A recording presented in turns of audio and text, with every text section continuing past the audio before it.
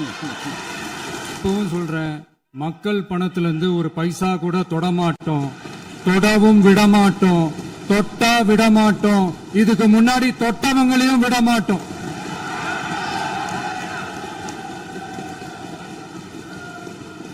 ஒவ்வொரு ஊழலா வெளியில வரும் போலயே ஒவ்வொரு வேஷமா கலைஞ்சிரும் போலயே இங்க இருக்கிற நிறைய பேரு நடுங்கி போய் இதுல நம்ம மேல அவதூறு வேற. இப்ப புதுசா ஒரு வெப்பன் ஒண்ணு கொண்டு வந்திருக்காங்க. அது என்ன தெரியுமா? அவங்க தயவால தான் நம்ம ஆட்சி நடக்குதாம். மக்கள் தயவால இந்த ஆட்சி நடந்துகிட்டு இருக்கு. மனசாட்சி உள்ள சக்திகளோட ஆதரவால இந்த ஆட்சி நடந்துகிட்டு இருக்கு. நாங்க தான் அனுப்பி வச்சோம் அப்படின்றாங்களே. அனுப்பி வச்சவங்களுக்கு மினிஸ்ட்ரியில இடம் கொடுத்தா ஏன் கதறீங்க? ஏன் இவ்வளவு கோவம்? ஏன் இவ்வளவு கதறல்ஸ்? இதுல இன்னொரு முக்கியமான விஷயம், மார்க்சிஸ்ட் கம்யூனிஸ்ட் கட்சி நமக்கு ஆதரவு கொடுத்தது சுயேட்சையா எடுத்த முடிவுன்னு சொல்றாங்க. அதே மாதிரி இந்திய கம்யூனிஸ்ட் கட்சி நமக்கு ஆதரவு கொடுத்தது சுயேட்சையா எடுத்த முடிவுன்னு சொல்றாங்க. இதுல எங்க இருந்து நாங்க தான் அனுப்பி வச்சோம்னா புரியலையே. மக்களுக்கு நல்லா புரியும், எல்லாத்தையும் தெளிவா பார்த்துக்கிட்டு இருக்கிறாங்க.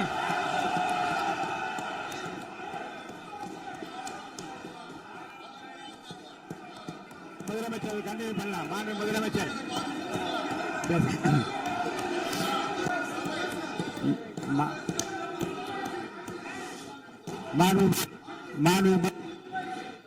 மாண்பு முதலமைச்சர் கண்டினியூ பண்ணலாம். நீ கண்டினியூ பண்ணலாம்.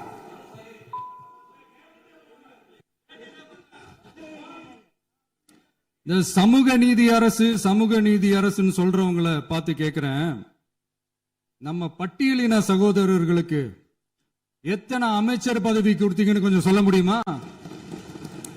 ஆனா நம்மளுடைய அரசுல 8 அமைச்சர் பதவிகள் யாருக்கு? நம்ம பட்டியலின சகோதரர்களுக்கு. எல்லாம் நம்ம அண்ணன், நம்ம தம்பி, நம்ம தங்கச்சிங்க. அண்ணல் அம்பேத்கர் அவர்களுடைய கிட்டத்தட்ட 100 ஆண்டு கால கனவு இப்ப நிறைவேறி இருக்கு.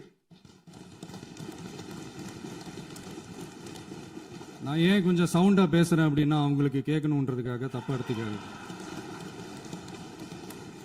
அதே மாதிரி பெண்களோட பாதுகாவலர் நாங்க தான் அப்படின்னு சொல்லிக்கிறவங்களை கேட்கிறேன், எத்தனை பெண்களுக்கு அமைச்சர் பதவியில இடம் கொடுத்தீங்க கொஞ்சம் சொல்ல முடியுமா? எங்க அரசுல 4 சகோதரிகளுக்கு அமைச்சர் பதவி கொடுத்திருக்கிறோம்.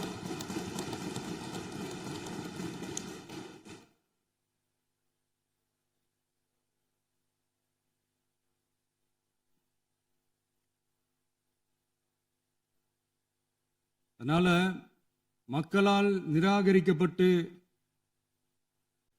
மக்களால் அகற்றப்பட்டவங்களுக்கு ஒண்ணு சொல்லிக்கிறோம், தப்பே செய்ய மாட்டோம், ஊழலே செய்ய மாட்டோம், நேர்மையா தான் இருப்போம், நியாயமா தான் இருப்போம் அப்படின்னு சொல்றவங்களால மட்டும்தான் கூட்டணி ஆட்சி அமைக்க முன்வரும்.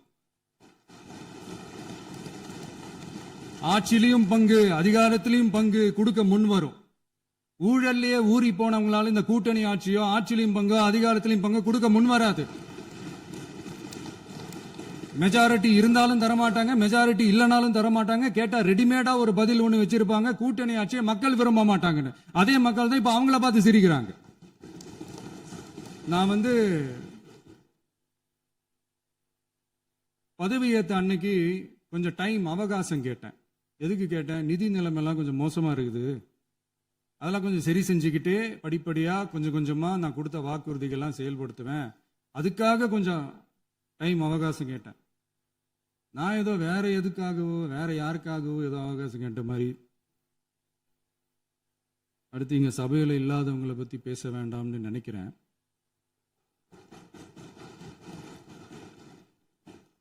இங்க நம்மளை பத்தி அவதூறு பரப்புறதோட மட்டும் இல்லாம இப்ப நம்ம மக்கள் மேலேயும் அவதூறு பரப்ப ஆரம்பிச்சிட்டாங்க. மக்கள் நமக்கு ஓட்டு போட்டது தப்பான், குடும்பமா நமக்கு ஆதரிச்சது தப்பான். இது இப்ப இல்ல, நான் சொல்றது எம்ஜிஆர் அவர்கள் காலத்திலிருந்தே. அப்பவே அவர் ஜெயிச்சப்போ அதே மக்களை தப்பா பேசுறது. மக்கள் என்ன பண்ணிட்டாங்க, எம்ஜிஆர் என்ன பண்ணிட்டாரு, எம்ஜிஆர் என்ன இது பண்ணிட்டாரு. 50 வருஷமா ஒரே டெக்னிக்கா?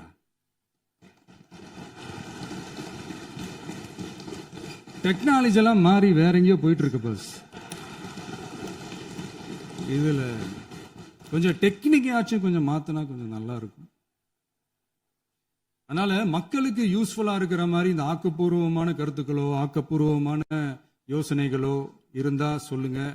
அதை நாங்க டெஃபரெண்டா எடுத்துக்கிறோம். ஆனா அதை விட்டுட்டு இந்த நக்கலு, நையாண்டி, சம்பந்தம் இல்லாத பேச்சு இதெல்லாம் பேசிட்டு அப்புறம் முதல்வர் பதில் சொல்லல, முதல்வருக்கு பதில் சொல்ல தெரியல அப்படின்னா அப்புறம் என்ன சோஃபா மாடல் ஆட்சியா? அது என்னன்னு புரியறதுக்கு எனக்கு ரொம்ப நாள் ஆச்சு. இந்த sofa set, table chair, teapoy, furniture பிசினஸ்லாம் வேற எங்க வெளியில போய் பண்ண சொல்லுங்க. அப்படி அந்த பிசினஸ் தான் பண்ணணும்னா நிறைய பிசினஸ் பண்ற மாதிரி வெளியில போய் பண்ண சொல்லுங்க. இங்க சட்டசபைக்குள்ள வேணாம். அதனால ஆக்கப்பூர்வமான கருத்துக்கள் இருந்தா சொல்லுங்க. டெஃபினட்டா அது சரியா இருந்தா நாங்க ஏத்துக்கிறோம். எனக்கு ஒரு குட்டி கதை ஒண்ணு ஞாபகம் வருது, சொல்லாமா? ஒரு ஊர்ல ஒரு பெரியவர் வெயில் ரொம்ப ஜாஸ்தியா இருக்குன்னு சொல்லிட்டு கண்ணுக்கு மேல கை வச்சுக்கிட்டு இப்படி சுத்தி முத்தி தேடிக்கிட்டு இருந்தாராம். அப்ப கூட இருந்த ஒரு சின்ன பையன், என்ன தேடுறீங்க அப்படின்னு கேட்டானா. அதுக்கு அந்த பெரியவர் சொன்னாரா, அது ஒண்ணு இல்ல தம்பி, உங்க அப்பா இங்கதான் இருப்பாருன்னு சொன்னாங்க, அதான் தேடிக்கிட்டு இருக்கேன். எங்க உங்க அப்பாவையா காணோம்?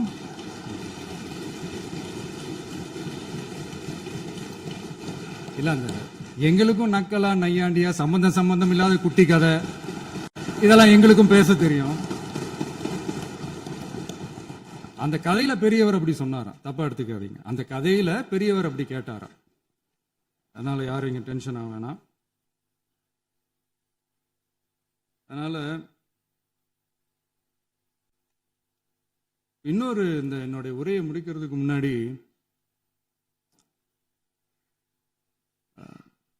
போயிட்டாங்க, பேசலாமா? உங்க கருத்துக்களை நீங்க முழுமையாக மன நிறைவோடு பேசலாம். டிவியில் பார்க்கணும். சரி, அதான் 5 நிமிஷம் பேசுனதுக்கே கொளத்தூரி இந்த ஆட்டம் அடிச்சு பேசுனா அப்புறம் என்ன பண்றது? கடைசியா நான் இந்த உரையை முடிக்கிறதுக்கு முன்னாடி ஒரு முக்கியமான ஒரு விஷயம் பத்தி சொல்லணும். ஆளுநர் உரை அன்னைக்கு இந்த தமிழ் தாய் வாழ்த்துக்கு அப்புறம் தேசிய கீதம் பாடினது தப்பு, தேசிய கீதம் 2 முறை பாடினது தப்பு, அப்படி ஒரு நிகழ்வு இதுக்கு முன்னாடி இந்த சட்டசபையில நடந்ததே கிடையாது, அந்த மரபே மாத்திட்டீங்க, இப்படி ஒரு பெரிய ஒரு போர் மாதிரி எதிர்கட்சியை சார்ந்தவங்க எல்லாம் சொன்னாங்க இல்லையா? அந்த மாநில உரிமை போராளிகளை, அந்த மரபு காக்கிற உரிமை போராளிகளை ஒரே ஒரு கேள்விதான் கேட்கணும். 2021 ஆகஸ்ட் 2 ஞாபகம் இருக்கா?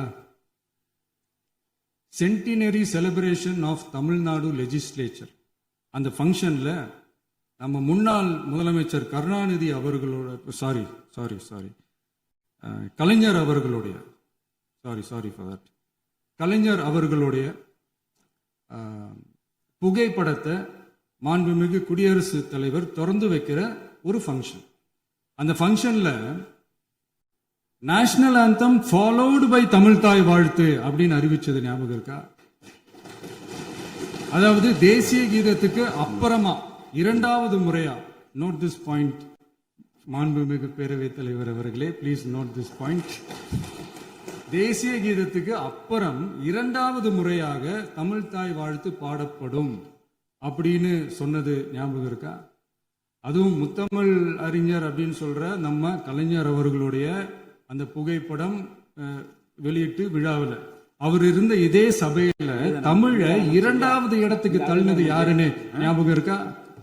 அது மட்டும் இல்ல, அந்த தேசிய கீதத்தை நாட்டுப்பண் நேஷனல் ஆந்தம்னு சொல்லி அதே ஃபங்க்ஷன்ல கடைசியா ஃபங்க்ஷன் முடியும் போது செகண்ட் டைம் தேசிய கீதம் பாடினதும் ஞாபகம் இருக்கா? இதே அவையில் தான், அது அவை குறிப்பிலும் இருக்கிறது, இதே அவையில் தான் நடைபெற்றது. இந்த தக்க நேரத்தில் இந்த ஆதாரங்களை அளித்த மாண்பு முதல்வர்களுக்கு நன்றியை தெரிவித்துக் கொள்கிறேன்.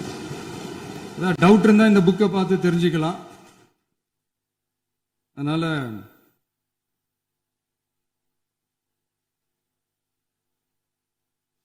இதெல்லாம் கேட்டா என்ன சொல்லுவாங்கன்னா, அது ஜனாதிபதி கலந்துகிட்ட ஃபங்க்ஷன், அதெல்லாம் அப்படிதான், அதெல்லாம் கண்டுக்க கூடாது அப்படின்னு சொல்லுவாங்க. இதே மாதிரிதான் பேசுறது ஒண்ணு, செய்யறது ஒண்ணு, செய்யறது ஒண்ணு, பேசுறது ஒண்ணு. இதெல்லாம் மக்கள் பார்த்துக்கிட்டு இருக்காங்க. எலெக்ஷனுக்கு முன்னாடி தான் அப்படி செஞ்சுக்கிட்டு இருந்தாங்க. இப்போ எலெக்ஷனுக்கு அப்புறம் அதே தான் செய்யறாங்க. இந்த விஜயையும் சாமானியர்களின் உண்மையான சமூக நீதி அரசையும் அவமானப்படுத்துறதுக்கு தான் அவங்களோட அந்த பொலிட்டிக்கல் சீனியாரிட்டி அது பயன்படுத்துது போல. சரி, செய்யட்டும் செய்யட்டும், நல்லா செய்யட்டும். இப்போ ஆனாலும் நம்மளுடைய மாநில உரிமை, மொழி உரிமை, உத்தமபுத்திரர் போல வேஷம் போடுற எதிர்கட்சிக்கு ஒன்றை மட்டும் ஆணித்தரமாக சொல்றோம். உங்களை மாதிரி தமிழ்னு சொல்லிக்கிட்டு, மொழி, பண்பாடு, கலாச்சாரம்னு சொல்லிக்கிட்டு ரெட்டை வேஷம் போடுறவங்க நாங்க கிடையாது. உலகெங்கும் வாழும் என் தமிழ் சொந்தங்களுக்கு நம்முடைய உத்தரவாதம் தமிழ் தான் எங்க உயிர் நாடி அப்படின்றத மறக்க மாட்டோம். இப்பவும் சொல்றோம், மாநில உரிமையில எப்பவும் உறுதியா இருப்போம். அதே சமயத்துல அரசியல் வேற, ஒன்றிய மாநில அரசுகளுக்கு இடையே இருக்கிற நிர்வாக அணுகுமுறை வேற. இதுல நாங்க ரொம்ப தெளிவா இருக்கிறோம். அதனால எங்களுக்கு பாடம் எடுக்கிறதா நினைச்சுக்கிட்டு உங்க வேஷத்தை நீங்களே கொஞ்சம் கொஞ்சமா கலைச்சிக்கிட்டே வர்றீங்க, மறந்துடாதீங்க. அப்புறம் நேத்து எதிர்கட்சி தலைவர், மாண்புமிகு எதிர்கட்சி தலைவர் பேசும்போது நிறைய பேசினாங்க. அதுல ஒண்ணு மட்டும், அரசு சொல்றதா நினைச்சுக்கிட்டு நம்மளை இன்டைரக்டா ஈவில் அப்படின்ற அந்த வார்த்தையை யூஸ் பண்ணாங்க. எனக்கு ஒண்ணுதான் சொல்லணும்னு தோணுது. ஈவில்ஸ்னு டெவில்ஸ் பேசக்கூடாது.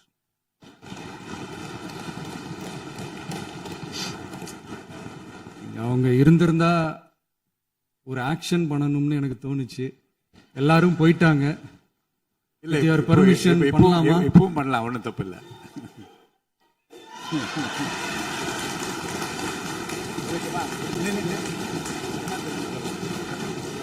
யார் சொல்லலாம்? எழுந்து சொல்லுமா, உட்காந்து சொல்லட்டுமா?